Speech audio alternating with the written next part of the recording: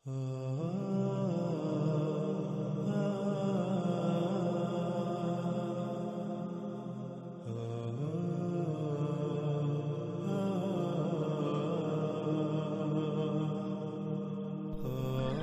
اللہ صلی اللہ علیہ وآلہ وسلم سے پوچھا گیا،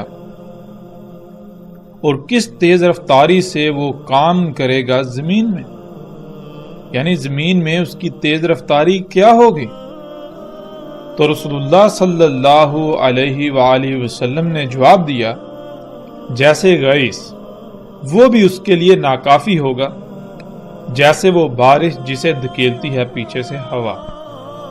ناظرین، ہم اس روایت کے پہلے حصے پر اپنی پچھلی قسط میں بات کر چکے ہیں، اور روایت کے اس اگلے حصے کو سمجھنے کے لیے ہم اس میں استعمال ہونے والے الفاظ پر ایک بار نظر دوڑاتے ہیں۔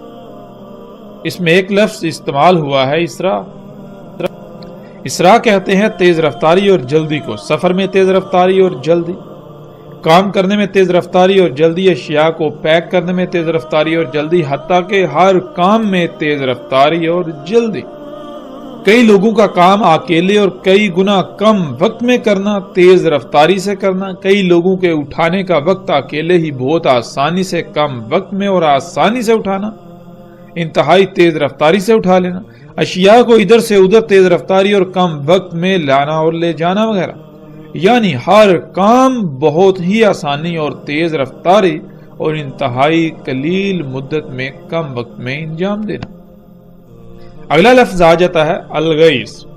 الغیث کہتے ہیں بہت سے انسانوں کا مجمع جو انتہائی منظم انداز میں کوئی کام کرتا ہے۔ مثال کے طور پر آپ نے کوئی کام کرنا ہے، سب سے پہلے اس کام کو مختلف حصوں میں تقسیم کریں اور پھر لوگوں کے مختلف گروہ بنا کر انتہائی منظم انداز میں ان سے کام کروائیں، جس سے نہ صرف کام بہترین ہوگا بلکہ وقت بھی بچے گا اور کام انتہائی آسانی سے ہوگا اور پھر کام بھی زیادہ ہوگا۔ اور اس کے علاوہ الغیث بارش کو بھی کہتے ہیں۔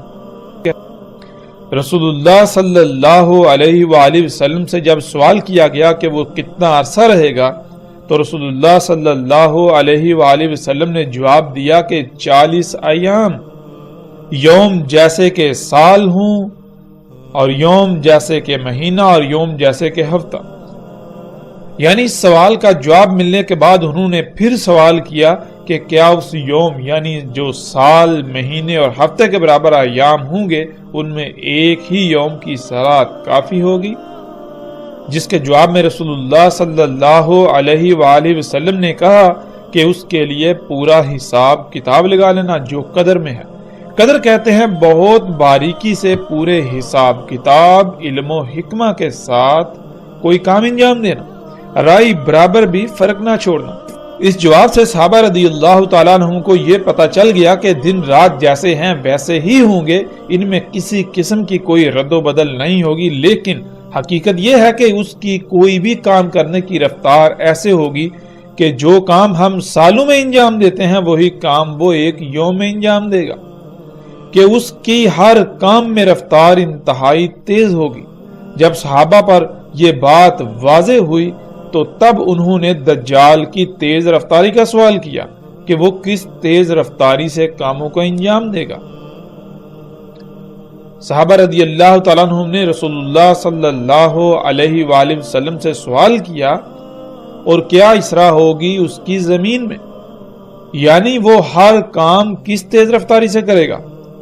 تو اس کے جواب میں رسول اللہ صلی اللہ علیہ وآلہ وسلم نے کہا، جیسے الغیث یعنی جیسے انسانوں کا مجموعہ کسی کام کو آپس میں تقسیم کر کے بہت منظم انداز میں انجام دیتا ہے ویسے ہی کرے گا، وہ بھی اس کے لیے ناکافی ہوگا۔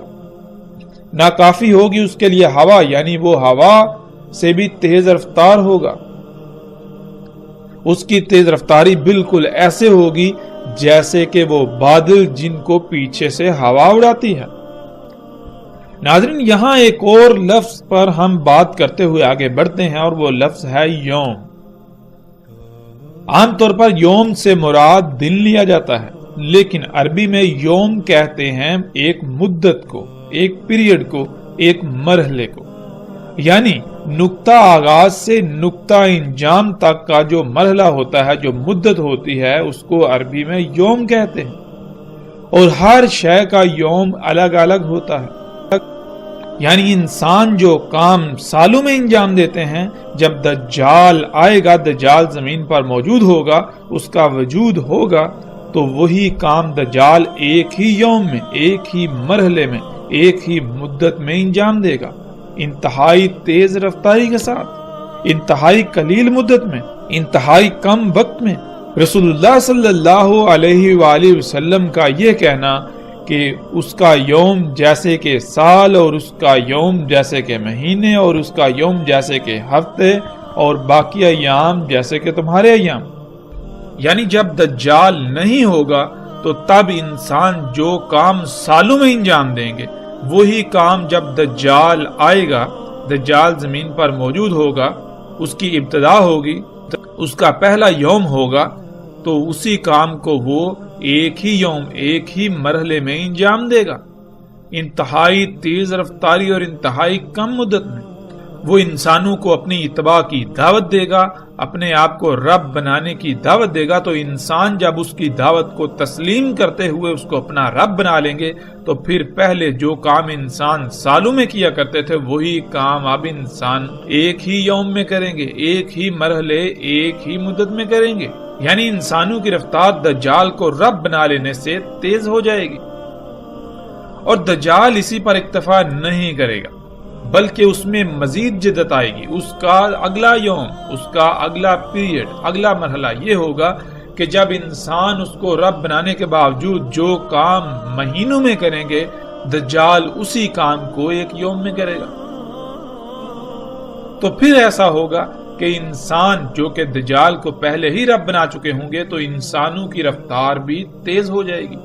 تو جو کام وہ پہلے انتہائی تیز رفتاری کے باوجود مہینوں میں کرتے تھے، پھر ان کی رفتار مزید بڑھنے سے وہی کام وہ ایک ہی یوم میں کرنا شروع کر دیں گے، اور دجال اسی پر اکتفا نہیں کرے گا، یعنی دجال کا اگلا یوم آئے گا، دجال کا اگلا مرحلہ آئے گا۔ تو جو کام دجال کو رب بنانے کے باوجود انسان انتہائی تیز رفتاری کے باوجود مہینوں میں انجام دیں گے، دجال وہی کام ایک ہی یوم، ایک ہی مرحلے میں انجام دے گا۔ انسان جو کہ دجال کو پہلے ہی رب بنا چکے ہوں گے، تو اس وجہ سے انسانوں کی رفتار بھی مزید تیز ہو جائے گی۔ تو پھر اس تیز رفتاری کے باوجود جو کام انسان ہفتوں میں انجام دیں گے، وہی کام دجال ایک یوم میں انجام دے گا۔ کیونکہ انسان دجال کو رب بنا چکے ہوں گے، تو اس وجہ سے انسانوں کی رفتار بھی مزید تیز ہو جائے گی، جس سے پھر دجال اور انسانوں کی تیز رفتاری کا فرق مٹ جائے گا۔ یعنی پوری دنیا دجال سے بھر جائے گی، اور پوری دنیا میں انسان کی بجائے دجال ہی کام کرے گا۔ اور دجال کیا ہے وہ ہم جان چکے ہیں، اور اگر ہم اس بات کو ایک لمحے کے لیے نظر انداز کر بھی دیں تو ناظرین غور کریں کہ آج وہ کون سی شے ہے، یا پھر کیا آج کام انتہائی تیز رفتاری سے ہو رہے ہیں؟ اگر ہو رہے ہیں تو وہ کون سی شے ہے، وہ کون سی چیز ہے جس کی وجہ سے کام انتہائی تیز رفتاری سے ہو رہے ہیں؟ وہی کام جو انسان پہلے سالوں میں کرتا تھا، پھر اس کے پاس ایسی صلاحیت آئی کہ اس نے وہی کام مہینوں میں کرنا شروع کر دیا۔ پھر اس تیز رفتاری کے باوجود انسان جو کام مہینوں میں انجام دیتا تھا، وہی ہفتوں میں، پھر مزید انتہائی تیز رفتاری کے باوجود جو کام ہفتوں میں انجام دیتا تھا، وہی کام ایک ہی یوم میں انجام دینا شروع کر دیا۔ اور پھر آج پوری دنیا میں سب کے سب کام انتہائی تیز رفتار ہو چکے۔ انسانوں کی اپنی کوئی اہمیت و حیثیت رہی ہی نہیں۔ اگر کسی شے کی اہمیت و حیثیت ہے تو وہ اسی کی جس کی وجہ سے پوری دنیا میں اتنی جدت اور تیز رفتاری آ چکی ہے۔ اور وہ کیا شے ہے آج ہم اپنی آنکھوں سے دیکھ رہے ہیں۔ ان اشیاء کو آج ہم مشینیں کہتے ہیں۔ مشین کسے کہتے ہیں؟ مشین کہتے ہیں ایسے آلے کو یا ایسی شے کو جو انسان کے لیے نہ صرف سہولت و آسانی پیدا کر دے، بلکہ وہ ہر کام کو انتہائی تیز رفتاری کے ساتھ کرے۔ وہ کام جو کئی انسان مل کر کرتے ہیں، وہی کام وہ انتہائی آسانی سے، انتہائی کم مدت میں، کم وقت میں اکیلے ہی انجام دے دے، اکیلے ہی کرے۔ اور پھر یہی نہیں، آج انسان انہی مشینوں کو اپنے لیے فائدہ مند سمجھتے ہیں، اپنے لیے مسیحا سمجھتے ہیں، لیکن کیا یہ مسیحا ہے؟ کیا حقیقت یہی ہے؟ انسان ان مشینوں کا صرف ایک ہی پہلو، ایک ہی روح دیکھتے ہیں، وہ روح جو انہیں فائدہ مند نظر آتا ہے، لیکن اس کا دوسرا روح اسے یکسر نظر انداز کر دیتے ہیں۔ اس کا دوسرا پہلو یکسر نظر انداز کر دیتے ہیں، وہ پہلو جس پر ہم گزشتہ ایک ساتھ میں کچھ گفتگو کر چکے ہیں اور آئندہ ایک ساتھ میں بھی مزید تفصیل کے ساتھ گفتگو کریں گے کہ انہی مشینوں کو ایسے پوری دنیا فساد سے بھر چکی ہے، زمین و آسمان فساد زدہ ہو چکے ہیں، دنیا میں کوئی ایک بھی مخلوق ایسی نہیں جو فساد سے پاک ہو، جو طرح طرح کی تباہیوں، مصیبتوں اور تکالیف کا سامنا نہ کر رہی ہو، انہی مشینوں کی وجہ سے۔ اور یہ پہلو جس سے انسان یکسر غافل ہے، جس کو یکسر نظر انداز کیے ہوئے ہیں، اسی کی وجہ سے پوری دنیا زلزلوں کی لپیٹ میں ہے، سیلابوں کی لپیٹ میں ہے، طرح طرح کی بیماریوں کی لپیٹ میں ہے، طرح طرح کی مصیبتوں، تکلیفوں اور ہلاکتوں کی لپیٹ میں ہے۔ اس کے باوجود انسان اسے اپنے لیے مسیحا سمجھتے ہیں۔ اور ناظرین، آج ہم دیکھیں کہ کیا انہی مشینوں کی وجہ سے ہر کام انتہائی تیز رفتاری اور کم وقت میں نہیں ہو رہا؟ وہ کون ہے جو ہر کام کو انتہائی تیز رفتاری اور کم وقت میں اور بہت ہی آسانی سے کر رہا ہے؟ وہ یہی مشینیں ہیں، وہ یہی انسان کی ایجادات ہیں، انسان کے اپنے ہی ہاتھوں سے خلق کردہ مخلوقات ہیں، جن کو اس نے اللہ کے مقابلے پر اپنے لیے خلق کیا، جن کو وہ اپنے لیے مسیحا سمجھتا ہے، جن کو وہ اپنے لیے فائدہ مند سمجھتا ہے۔ وہ کون سی اشیاء ہیں جن کی رفتار ان بادلوں سے بھی تیز ہے جن کو پیچھے سے ہوا دھکیلتی ہے؟ جب آپ غور کریں تو بالکل یہی مشینیں جو بالکل بادلوں کی طرح اڑتی ہیں، ان بادلوں کی طرح جن کو پیچھے سے ہوا دھکیلتی ہے۔ یہ مشینیں یعنی جہاز جب یہ اڑتے ہیں تو بالکل اسی طرح جیسے کہ بادل اڑتے ہیں، گرجتے ہوئے۔ پھر ان کو پیچھے سے کون دھکیلتا ہے؟ ان کو جیسے بادلوں کو پیچھے سے ہوا دھکیلتی ہے، بالکل اسی طرح ان مشینوں کو، ان جہازوں کو پیچھے سے ہوا دھکیلتی ہے، جس کی وجہ سے یہ آگے سفر کرتے ہیں۔ یہ انتہائی غیر معمولی الفاظ جو محمد علیہ السلام نے، رسول اللہ صلی اللہ علیہ وآلہ وسلم نے استعمال کیے، یہ دہلا دینے والے ہیں، یہ آج چونکا دینے والے ہیں۔ کیا کبھی ہم نے محمد رسول اللہ صلی اللہ علیہ وآلہ وسلم کے ان الفاظ میں غور کیا؟ ناظرین، یہاں ہم ایک اور پہلو پر بات کرتے ہوئے آگے بڑھتے ہیں، جو پہلو دنیا میں انسانوں کی اکثریت کے نزدیک عقیدے اور نظریے کی حیثیت رکھتا ہے۔ وہ یہ کہ وہ یہ سمجھتے ہیں اور پوری دنیا میں یہ پھیلا دیا گیا کہ دجال کا جو یوم سالوں جیسا ہوگا یا سال جیسا ہوگا، وہ اس وجہ سے ہوگا کہ دن رات اتنے بڑے ہو جائیں گے، کہ دن اتنا بڑا، اتنا لمبا ہو جائے گا کہ وہ 24 گھنٹے کی بجائے ایک سال میں مکمل ہوگا۔ یعنی جب سورج طلوع ہوگا تو اس کو غروب ہوتے ہوتے یا سورج کو ایک چکر مکمل کرتے ہوئے، ایک دن اور رات مکمل ہوتے ہوئے ایک سال جتنا عرصہ گزر جائے گا۔ پھر اسی طرح رفتار کم ہوگی تو مہینے میں، اور مزید کم ہوگی تو ہفتے میں، پھر مزید کم ہوگی تو زمین کی پھر وہی رفتار، یعنی پھر دن رات 24 گھنٹے کے ہو جائیں گے۔ لیکن کیا اس میں کسی قسم کی کوئی حقیقت ہے؟ جب ہم غور کریں تو اس میں نہ صرف حقیقت کا شائبہ تک نہیں، بلکہ یہ بات، یہ نظریہ، یہ عقیدہ انتہائی احمقانہ اور جاہلانہ ہے۔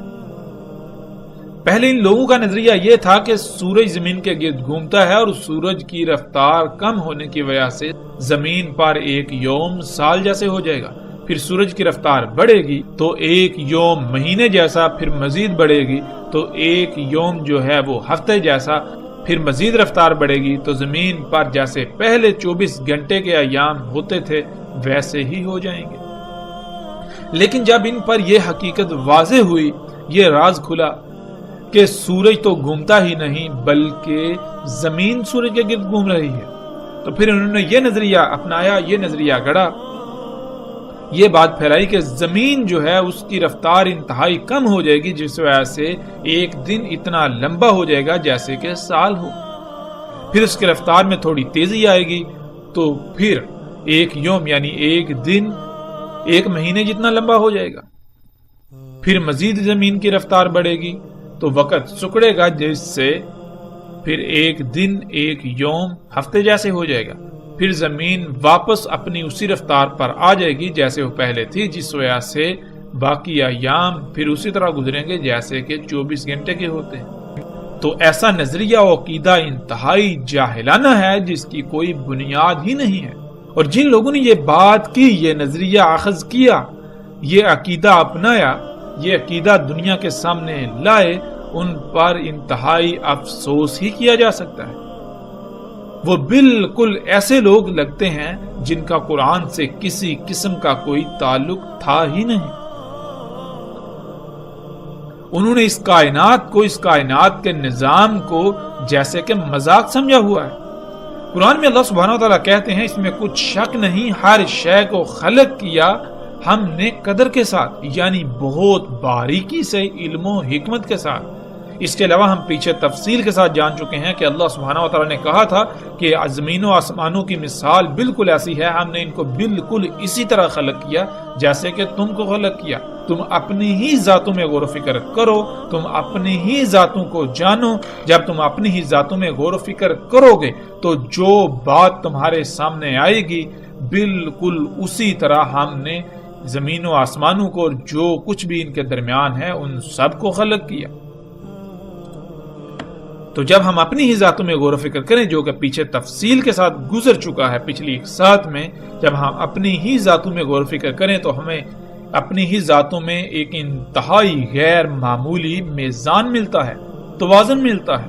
تمام کے تمام اعضاء جو کہ اپنے آپ میں الگ الگ مخلوقات ہیں، ان کو کسی نہ کسی مقصد کے لیے خلق کیا. جس مقصد کے لیے خلق کیا گیا ان کو ان کے مقامات پر رکھ دیا گیا، ان کو ان کی ذمہ داری کو پورا کرنے کے لیے جو ان کا مقام تھا اس پر فٹ کر دیا گیا. جب تک تمام کے تمام اعضاء جو کہ مخلوقات ہیں اپنے اپنے مقام پر رہتے ہوئے اپنی اپنی ذمہ داری کو پورا کریں گے تو تب جسم میں میزان، جسم میں توازن برقرار رہے گا. اگر کوئی ایک بھی مخلوق اپنی ذمہ داری سے لاپرواہی کرتی ہے، اپنی رفتار میں کمی یا زیادتی کرتی ہے تو اس سے پورے جسم میں جو قائم توازن ہے وہ بگڑ جائے گا، جس کی وجہ سے جسم میں تباہیاں آئیں گی جنہیں ہم بیماریوں کا نام دیتے ہیں. اور یہی اللہ سبحانہ وتعالی نے کہا اس میں کچھ شک نہیں، ہر شے کو خلق کیا ہم نے قدر کے ساتھ، یعنی بہت ہی باریکی سے، علم و حکمت کے ساتھ خلق کیا. اللہ سبحانہ وتعالی نے ہر شے کو قدر کے ساتھ خلق کیا ہے. جیسے ایک گاڑی ہوتی ہے یا ایک مشین ہوتی ہے، اگر اس میں چھیڑ چھاڑ کی جائے گی تو وہ خراب ہو جائے گی.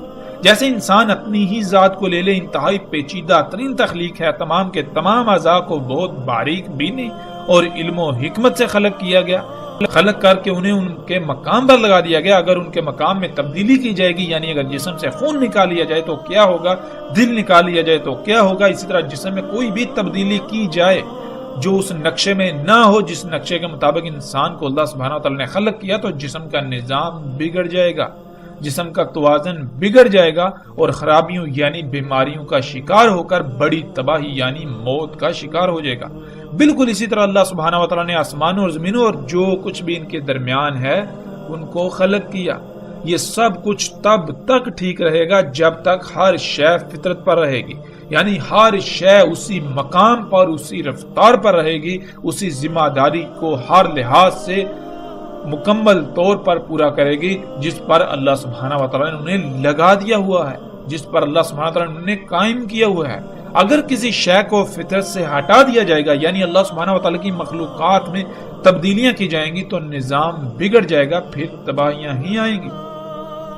پھر اسی طرح اللہ سبحانہ وتعالی سورہ روم کی آیت نمبر 30 میں کہتے ہیں نہیں ہے تبدیلی اللہ کی خلق کے لیے، یعنی نہیں تبدیل کیا جا سکتا اللہ کی خلق کو. اللہ کی خلق تبدیلی کی متحمل ہے ہی نہیں. مطلب یہ کہ اگر آپ اللہ سبحانہ و تعالیٰ کی خلق جیسے اللہ سبحانہ و تعالیٰ نے کسی شے کو خلق کر دیا، اگر آپ اس میں کسی قسم کی تبدیلی کریں گے، اس میں کسی قسم کی رد و بدل کریں گے تو وہ شے ٹھیک نہیں رہے گی، اس میں توازن برقرار نہیں رہے گا، اس کا توازن بگڑ جائے گا، نتیجتاً وہ شے تباہی کے دہانے پر پہنچ جائے گی اور تباہ ہو جائے گی۔ اور پھر یہ بھی کہ اللہ سبحانہ و تعالیٰ اپنی سنت یعنی اپنی طریقے میں تبدیلی نہیں کرتا۔ اللہ سبحانہ و تعالیٰ نے تمام مخلوقات کو جیسے خلق کیا اور جس جس مقام پر رکھ دیا، جس جس لائن پر لگا دیا، اس میں رائی برابر بھی تبدیلی کی کوئی گنجائش نہیں۔ اللہ سبحانہ و تعالیٰ نے اپنی خلق میں تبدیلی کی گنجائش رکھی ہی نہیں۔ اللہ کی خلق تبدیلی کی متحمل ہے ہی نہیں۔ اگر تبدیلی کی جائے گی تو اللہ کی خلق پھر ٹھیک نہیں رہ سکتی، اس میں خرابیاں ہوں گی اور آخر کار وہ تباہ ہو جائے گی۔ اگر زمین اپنی رفتار میں ذرہ بھی کمی کرے تو پورے آسمان دنیا کا نظام بگڑ جائے گا، کیونکہ اللہ سبحانہ و تعالیٰ نے قرآن میں واضح کر دیا کہ اللہ سبحانہ و تعالیٰ نے میزان یعنی توازن قائم کیا ہوا ہے۔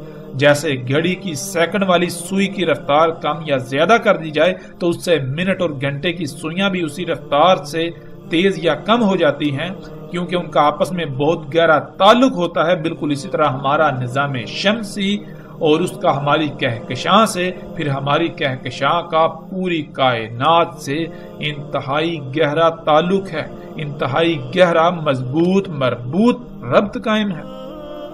اگر زمین اپنی رفتار میں کوئی رد و بدل کرتی ہے تو لامحالہ پورے آسمان دنیا، جس کا ہم ادراک بھی نہیں کر سکتے، کا توازن بگڑ جائے گا اور ہر شے تباہ ہو جائے گی، سیارے اور ستارے آپس میں ٹکرا جائیں گے۔ تو اس کے باوجود اگر کوئی انسان، اگر کوئی شخص ایسا عقیدہ اور نظریہ رکھتا ہے کہ دن اتنا لمبا ہو جائے گا کہ سال جتنا لمبا ہو جائے گا، تو ایسے انسان کی عقل پر ماتم ہی کیا جا سکتا ہے۔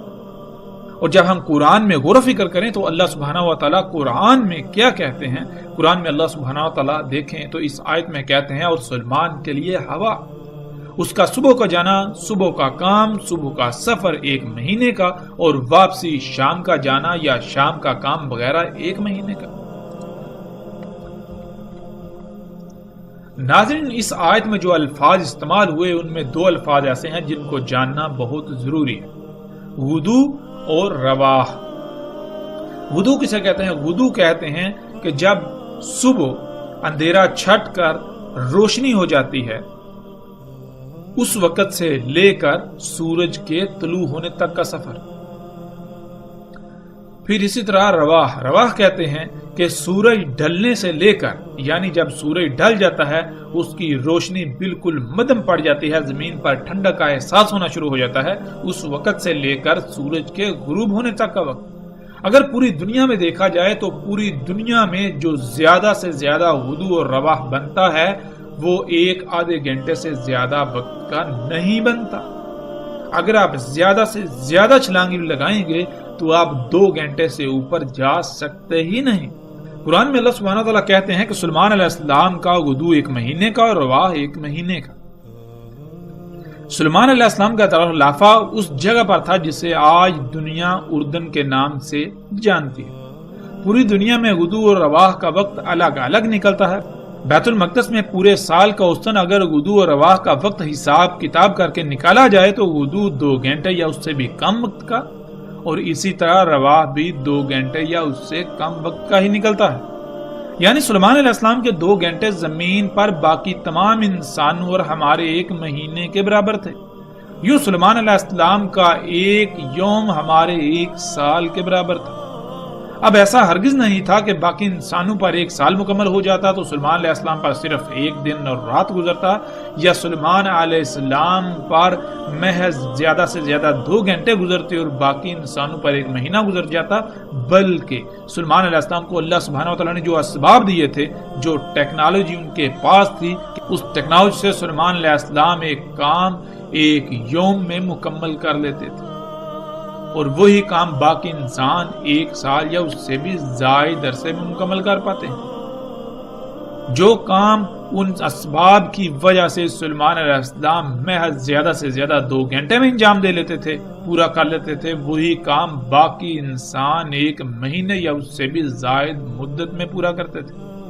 دن اور رات سلیمان علیہ السلام کے لیے بھی 24 گھنٹے کی ہی تھے جیسے کہ باقیوں کے لیے تھے۔ ناظرین، جیسے جیسے رفتار بڑھتی جاتی ہے وقت سکڑتا جاتا ہے، اور جیسے جیسے رفتار کم ہوتی ہے وقت لمبا ہوتا جاتا ہے۔ مثال کے طور پر اگر آپ پیدل کہیں جاتے ہیں اور آپ کو پیدل وہ سفر کرنے میں 1 مہینہ لگتا ہے، اب ایک دوسرا انسان وہ دجال کے گدھے پر یا اس دابے پر سوار ہو کر جاتا ہے تو وہ وہی سفر محض چند گھنٹوں میں یا چند منٹوں میں طے کر لے گا، تو اس کے چند گھنٹے آپ کے 1 مہینے کے برابر ہو گئے۔ جو کام آپ نے 1 مہینے میں کیا وہی کام اس دوسرے شخص نے محض چند گھنٹوں میں کر لیا۔ ناظرین، ایسا کیوں اور کیسے ہوا؟ آپ نے جو سفر کیا آپ کی رفتار بہت کم تھی، جس کی وجہ سے آپ کو منزل تک پہنچنے میں 1 مہینہ لگا۔ اگر آپ کی رفتار جو تھی اس سے بھی کم ہو جائے تو آپ کو پھر مزید اور زیادہ وقت لگے گا۔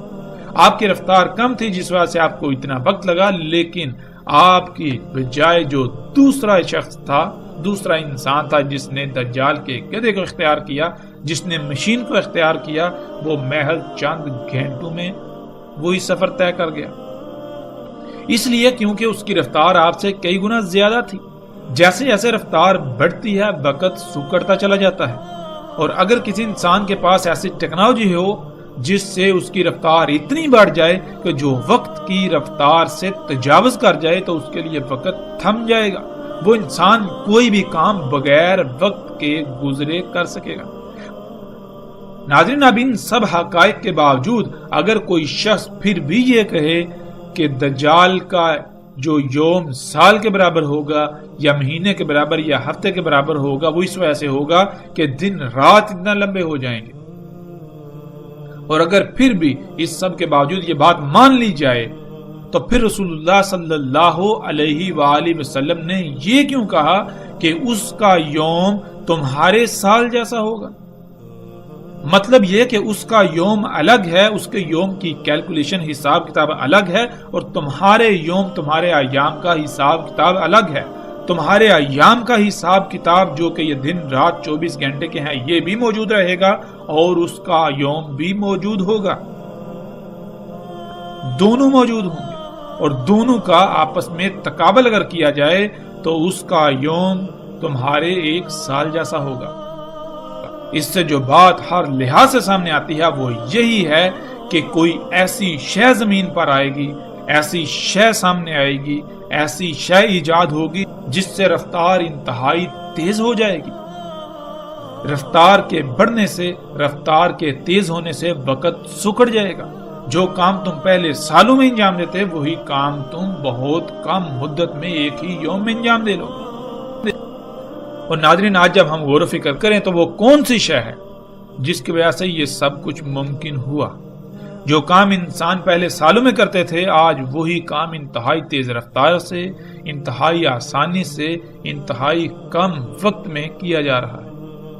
وہ یہی مشینیں ہیں، وہ یہی ایجادات ہیں، وہ تمام کی تمام اشیاء، وہ تمام کی تمام اشیاء جن کو انسان نے اللہ کے مقابلے پر اپنے لیے خلق کیا، جنہیں وہ اپنے لیے مسیحا سمجھتا ہے، اپنے لیے فائدہ سمجھتا ہے، جن کی وجہ سے پوری دنیا انسان کے لیے جنت کا منظر پیش کر رہی ہے۔ جنت کہتے ہیں ایسی جگہ کو، ایسے مقام کو جہاں پر آپ کو طرح طرح کی سہولیات و آسانیاں میسر ہوں، آپ کو مشقت نہ کرنی پڑے۔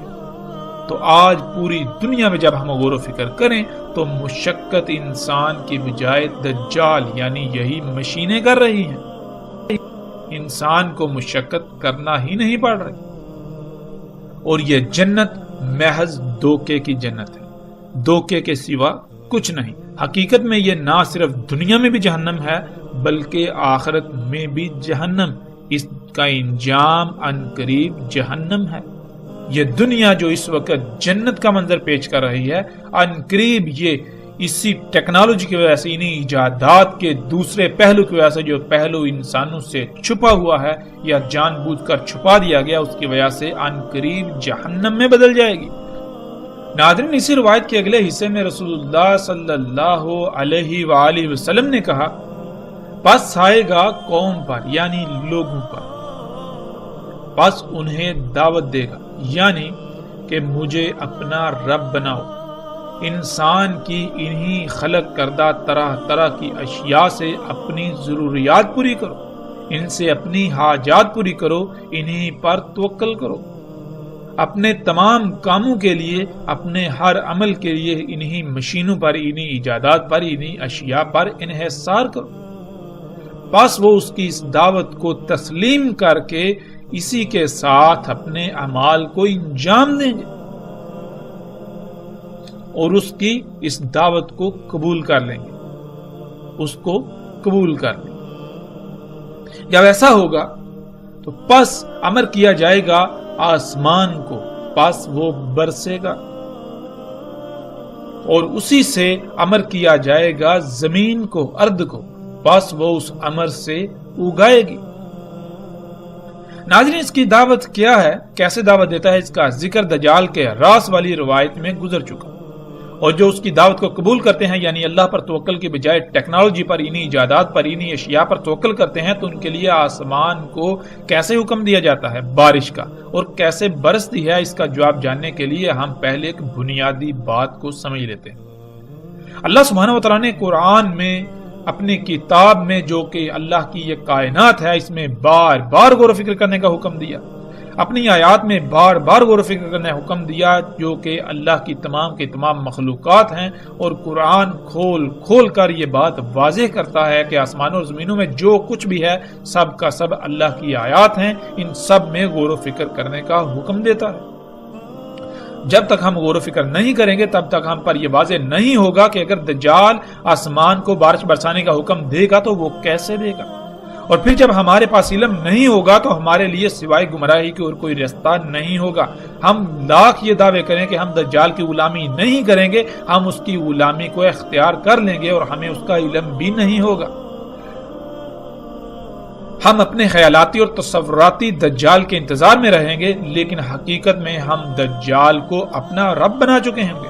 ہم میں ایمان کی رائے بھی نہیں ہوگی اور ہمیں اس کا اندازہ بھی نہیں ہوگا، ہم الٹا خود کو قوی مومن سمجھ رہے ہوں گے۔ علم نہ ہونے کی وجہ سے بے بنیاد اور باطل عقائد کو اپنے دماغ میں محفوظ رکھ کر نہ صرف خود گمراہ ہوں گے بلکہ دوسروں کی گمراہی کا بھی سبب بنیں گے۔ اس لیے اگر ہم چاہتے ہیں کہ ہم حقیقتاً ایسے اللہ پر ایمان لائیں جیسے کہ ایمان لانے کا حق ہے، تو ہمیں اللہ کی آیات میں غور و فکر کرنا پڑے گا۔ ہم اپنی ہی ذات میں غور و فکر کریں اور جانیں کہ اگر انسان کو کوئی حکم دیا جائے تو اس کا ذریعہ کیا ہوگا، انسان کو کوئی کام کرنے کا حکم کیسے دیا جاتا ہے۔ اس کے لیے جو بات کھل کر واضح ہوتی ہے وہ یہ کہ بنیادی طور پر انسان کو کسی کام کا حکم دینے کے لیے 3 طریقے ہیں۔ زبان سے حکم دیا جائے یعنی آواز کی صورت میں، لکھ کر حکم دینا، اشارے کے ذریعے حکم دینا۔ ان کے علاوہ کوئی چوتھا ذریعہ ایسا نہیں ہے کہ جو تمام انسانوں میں مشترک ہو۔ چوتھا یا اس سے زائد بھی ہو سکتے ہیں، لیکن وہ صرف انہی لوگوں کے لیے ہوں گے جن میں وہ قابلیت ہوگی اور انہوں نے محنت سے وہ قابلیت حاصل کی ہوگی، جیسے کہ اللہ کا قانون ہے۔ اب اگر آواز کی صورت میں یا لکھ کر کسی انسان کو کوئی حکم دیا جائے گا تو وہ بھی صرف اسی زبان میں ہی دیا جا سکتا ہے جو زبان وہ سمجھنے کی صلاحیت رکھتا ہے۔ یعنی ایسا نہیں ہے کہ آپ کو جو زبان آتی ہی نہیں، جس زبان کو آپ سمجھتے ہی نہیں، اس زبان میں آپ کو حکم دیا جائے تو پھر اگر ایسا کیا جائے گا تو اس حکم کا کوئی فائدہ نہیں ہوگا۔ ایسا حکم نہ دینے کے برابر ہوگا، اس کی حیثیت ایسے ہی ہوگی گویا کہ حکم دیا گیا ہی نہیں۔ مثال کے طور پر اگر آپ کی زبان اردو ہے تو آپ کو اردو میں ہی حکم دیا جائے گا، اور اگر حکم دینے والوں کو اردو نہیں آتی یا پھر آپ اردو کے علاوہ کوئی اور بات نہیں سمجھتے اور اس کی زبان کوئی اور ہے یا اس کا طریقہ کوئی اور ہے، تو پھر اس کے لیے سب سے پہلا کام یہ ہوگا کہ وہ کوئی ایسا ذریعہ حاصل کرے جس میں اس کی بات سمجھ کر آپ تک پہنچانے کی صلاحیت ہو، جسے ہم اردو میں ترجمان کہتے ہیں، کہ وہ اس کی زبان بھی سمجھتا ہو اور آپ کی بھی، اور وہ انسان اس کے ذریعے سے آپ کو حکم دے گا۔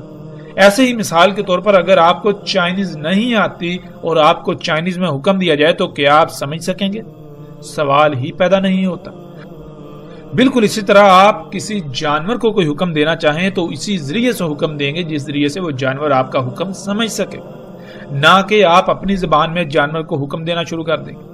جب وہ آپ کا حکم سمجھے گا تو اس پر عمل کر پائے گا، ورنہ عمل کا تو سوال ہی پیدا نہیں ہوتا۔ ایسا ہرگز نہیں ہے کہ آپ اپنی زبان سے کسی جانور کو کچھ کہیں تو وہ فوری اس پر عمل کرے گا، نہیں، بلکہ جو بھی جانور ہے وہ جس طرح حکم سمجھنے کی صلاحیت رکھتا ہے اسی طریقے سے اسے حکم دیا جائے گا۔ بالکل اسی طرح اللہ کی تمام مخلوقات کا معاملہ ہے۔ اللہ سبحانہ و تعالیٰ نے یہ قانون بنا دیا، اسی قانون کے مطابق اللہ سبحانہ و تعالیٰ اس پوری کائنات کا نظام چلاتے ہیں، اسی قانون کے مطابق اللہ سبحانہ و تعالیٰ تمام مخلوقات کو امر کرتے ہیں۔ یہی اللہ سبحانہ و تعالیٰ کا قانون ہے، یہی اللہ سبحانہ و تعالیٰ کی سنت یعنی طریقہ ہے، اور اللہ سبحانہ و تعالیٰ خود بھی اپنی سنت کے خلاف کام نہیں کرتا۔ یہ اللہ سبحانہ و تعالیٰ کا قانون ہے۔ دجال آسمان کو حکم دے گا تو آسمان بارش برسائیں گے۔ آسمان فضا کو کہتے ہیں، اگر وہ اس فضا کو حکم دے گا جس فضا سے اللہ سبحانہ و تعالیٰ بارشیں برساتے ہیں تو اسی طرح امر کرنا پڑے گا جیسے اللہ سبحانہ و تعالیٰ امر کرتے ہیں۔ اور اللہ سبحانہ و تعالیٰ کے علاوہ کوئی بھی تب تک آسمانوں کو بارش کا حکم نہیں دے سکتا جب تک کہ اس کے پاس علم اور اسی طرح امر کرنے کی صلاحیت موجود نہ ہو۔ لیکن ایک بات جو قابل غور ہے، رسول اللہ صلی اللہ علیہ وآلہ وسلم نے کہا کہ دجال امر کرے گا آسمان کو بارش برسانے کا۔ اب اس امر کے پیچھے کون ہوگا وہ الگ بات ہے، لیکن جو براہ راست آسمان کو بارش کا امر کرے گا وہی دجال ہوگا۔ آسمان کو بارش برسانے کا حکم دینا تو پہلے وہ علم ہونا لازم ہے کہ کس طرح آسمان کو بارش کا حکم دیا جاتا ہے۔ اللہ سبحانہ و تعالیٰ نے بارش برسانے کا جو قانون بنا دیا اسی کے مطابق ہی بارش برسائی جا سکتی ہے۔ ایسا ہرگز نہیں کہ کوئی انسان یا کوئی بھی ہو وہ آسمان کو اللہ کے قانون کے علاوہ کسی اور طریقے سے حکم دے اور آسمان بارش برسائیں، ایسا ممکن ہی نہیں۔ اگر ایسا ممکن ہوتا تو انسان جب اس معاملے میں اللہ کا محتاج تھا تو وہ اللہ سے دعائیں کرنے کے بجائے خود ہی اپنی زبان سے کہتا کہ آسمان بارش برسا، اور آسمان بارشیں برسانا شروع کر دیتے، جو کہ ہمیں علم ہے ایسا ناممکن ہے۔ تو پھر یہ بات بالکل واضح ہو جانی چاہیے کہ کوئی بھی ہو اگر آسمان کو بارش برسانے کا حکم دے گا تو وہ زبان سے نہیں بلکہ اسی طریقے سے دے گا جیسے اللہ نے قدر میں کر دیا۔ البتہ یہ بات الگ ہے کہ اللہ سبحانہ و تعالیٰ نے قدر میں آسمان کو کب اور کتنی بارش برسانے کا قانون وضع کیا جس سے کائنات میں قائم میزان برقرار رہے گا۔ اس کا علم صرف اللہ سبحانہ و تعالیٰ کو ہے، اس کے علاوہ کسی اور کو نہیں۔ البتہ اس کے پاس ہو سکتا ہے جو اللہ کی خلق کی ہوئی پوری کائنات کا علم حاصل کر لے، اور ایسا اللہ کے قانون میں رکھا ہی نہیں۔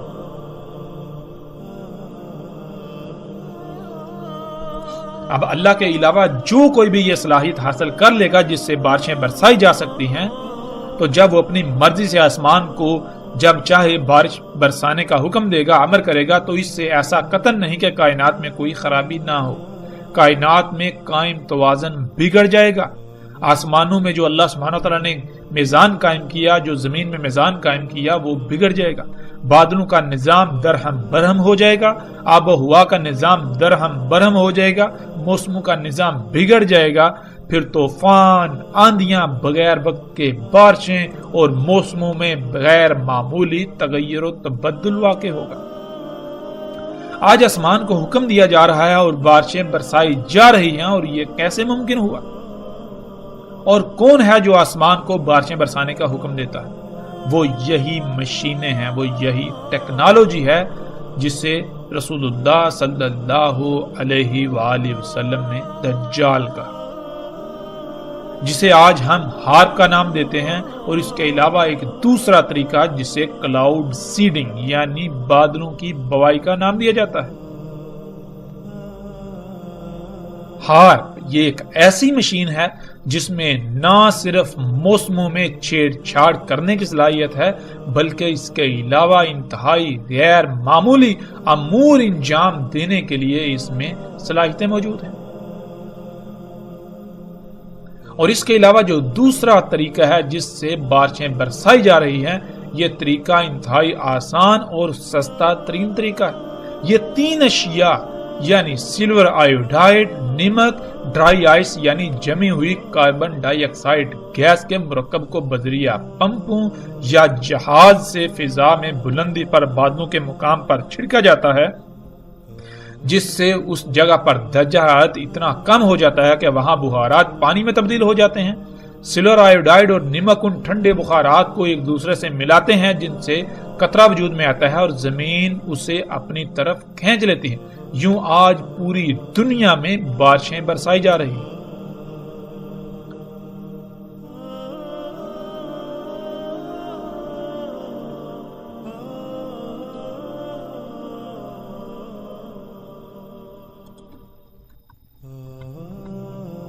اور پھر رسول اللہ صلی اللہ علیہ وآلہ وسلم نے یہ بھی کہا تھا کہ زمین کو امر کرے گا پس وہ اگائے گی۔ تو پیچھے الحمدللہ ہم نے جان لیا کہ اللہ کی ہر خلق کو ویسے ہی حکم دیا جائے گا جیسے اللہ سبحانہ وتعالی نے قدر میں کیا ہے۔ اس کے قانون کے خلاف کوئی کام نہیں ہو سکتا۔ تو زمین کو اگر اگانے کا حکم دیا جائے گا تو بالکل اسی طرح حکم دیا جائے گا جیسے اللہ سبحانہ وتعالی حکم دیتے ہیں۔ ایک تو اللہ سبحانہ وتعالی نے بیج کے ڈی این اے یعنی زمین کے اگانے کی تمام اشیاء کے بیجوں میں زمین کے لیے وہ حکم رکھ دیا، وہ معلومات رکھ دی، اور دوسرا اس کے علاوہ جو زمین میں ایسی صلاحیتیں رکھی ہیں جس سے زمین اگانے کے قابل ہوتی ہے، وہ اللہ سبحانہ وتعالی کا امر کہلاتا ہے جس سے زمین اگاتی ہے۔ آج زمین کو نہ صرف حکم دیا جا رہا ہے بلکہ زمین اگا بھی رہی ہے، اور زمین کو یہ حکم فصلوں کے بیجوں میں اللہ سبحانہ وتعالی کے رکھے ہوئے نقشے میں رد و بدل کر کے دیا جا رہا ہے، اور زمین کو اگانے کی صلاحیت بھی خلق کر کے دی جا رہی ہے۔ اور یہ سب کیسے ممکن ہوا؟ صرف اور صرف ٹیکنالوجی کی وجہ سے، انہی مشینوں، انہی ایجادات کی وجہ سے جنہیں محمد علیہ السلام نے، محمد رسول اللہ صلی اللہ علیہ وآلہ وسلم نے دجال کہا۔ آج پوری دنیا میں زمین سے نباتات اگانے کے لیے زمین کو امر کیا جاتا ہے، اور جس سے امر کیا جاتا ہے وہ یہی ٹیکنالوجی ہے، یعنی جدید سائنسی ایجادات جنہیں ہم ایگریکلچر ٹیکنالوجی کا نام دیتے ہیں۔ کھیتی باڑی میں موجودہ اور آئندہ آنے والے تمام کے تمام ذرائع جو غیر فطری ہیں، جن میں مختلف مشینری، کھادیں، ادویات، سپرے اور کئی قسم کے کیمیکلز اور جنیاتی بیج وغیرہ شامل ہیں۔